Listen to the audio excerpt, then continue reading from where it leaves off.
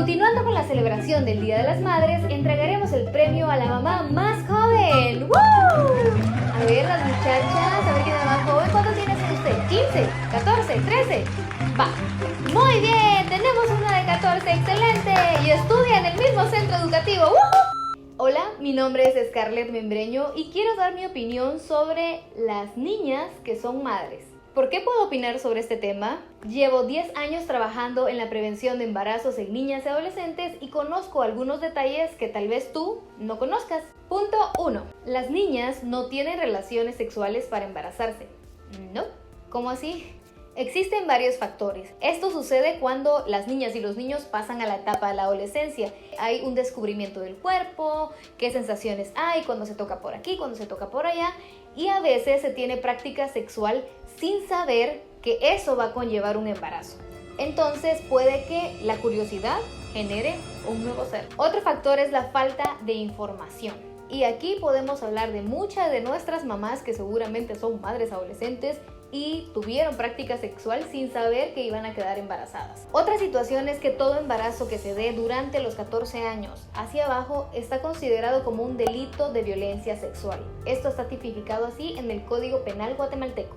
Esto significa que las niñas, aunque tengan 13 o 14 años y quieran tener la relación sexual por deseo, por las hormonas, por curiosidad, no significa que tengan la capacidad mental y de comprensión para saber que se van a embarazar. Y aquí influyen las relaciones de poder, la manipulación, porque regularmente cuando se tienen prácticas sexuales con menores, los hombres o sus parejas le duplican o le triplican la edad. Y ahí estamos hablando de algo que sí definitivamente no está para nada bien. Y otra circunstancia súper fea que pone a las niñas en riesgo de un embarazo es que sean utilizadas como intercambio de moneda. ¿Qué significa?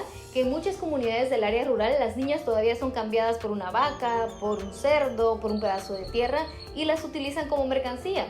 Y esta es una situación súper fea que les toca vivir a muchas niñas en el área rural.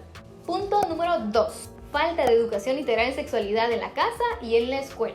En las escuelas ni siquiera se habla de educación sexual, pero para el 10 de mayo están premiando a la mamá más joven. ¿Qué? Si hablamos de los hogares, a las niñas se les oculta la información relacionada a la sexualidad. A veces ni siquiera nos dicen qué es la menstruación, tampoco nos dicen cómo podemos quedar embarazadas. Lo único que nos dicen es, cuidadito y me salís panzona. Ojalá y quedes embarazada y te echo de la casa. En cambio con los niños es diferente, pues porque los hombres son hombres, ¿verdad? Y en la escuela,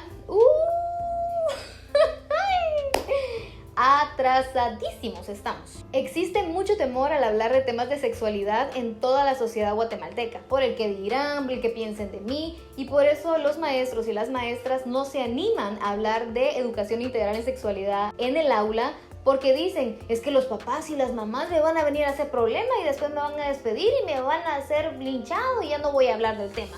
Y los papás dicen, no, es que los maestros y las maestras es su responsabilidad de dar educación sexual. Entonces, ¿por qué se tiran la chibola? Las cosas como son. Primero se habla en la casa y después se habla en la escuela. Punto 3. La religión en el área rural. Ay, porque en la capi no pasan esas cosas, muchis. La mujer debe tener los hijos que Dios mande. ¿Qué frase más peligrosa? Y por eso estamos como estamos, con pobreza extrema, con altos índices de delincuencia, niñas teniendo más niños. Justamente ocurre porque se prohíbe hablar de educación integral en sexualidad. Incluso en varias iglesias no permiten que las mujeres usen anticonceptivos. Hasta cultos de acción de gracias hacen cuando la niña de 13 años quedó embarazada por obra divina del hermano que tiene 60 años. Y aunque ustedes no lo crean, esta es una realidad que viven muchas niñas en el área rural. Punto 4. Política. Y con esto me refiero al Congreso y al Poder Ejecutivo. ¿Cómo es posible que en pleno siglo XXI todavía existan iniciativas de ley que retrasen o prohíban hablar de educación integral en sexualidad en las escuelas? No quiero decir que son pensamientos prehistóricos porque sería ofender a nuestros bellos dinosaurios, pero si nos damos cuenta, las personas que proponen esas iniciativas de ley son las mismas personas que le dieron la espalda al pueblo y que siguen favoreciendo al poder económico de Guatemala. ¿Y ahora qué piensas sobre entregar premios a la mamá más joven en la celebración del 10 de mayo? Yo estoy bastante contenta de que este año no van a entregar esos premios, Pero estoy muy preocupada que el siguiente año, cuando volvamos a la normalidad, sean muchísimas las niñas y adolescentes que quieran participar. Cuando digo que ellas quieran participar, no es que voluntariamente se ofrezcan, sino que posiblemente estén embarazadas. Y esos embarazos pueden haber surgido de esta pandemia, del confinamiento, de la cuarentena, porque si vemos las noticias, ha aumentado el número de violencia sexual en niñas y en adolescentes.